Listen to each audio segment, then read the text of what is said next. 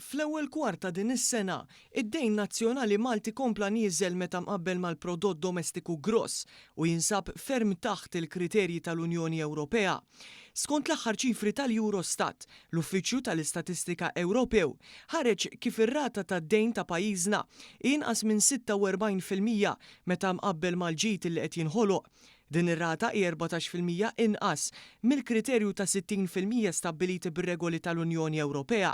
Dan filwaqt li r-rata medja tad-dejn tal-pajjiżi l-oħra fiż-żona euro hi ta' kważi 89% tal-prodott domestiku gross, kważi d-doppju ta' pajjiżna. Jirriżulta li 14-il stat ieħor fl-Unjoni Ewropea fosthom il-Finlandja, l-Awstrija, Franza, l-Italja u l-Greċja attwalment għandhom dejn li jaqbes il-livell dak permissibbli minn Brussell.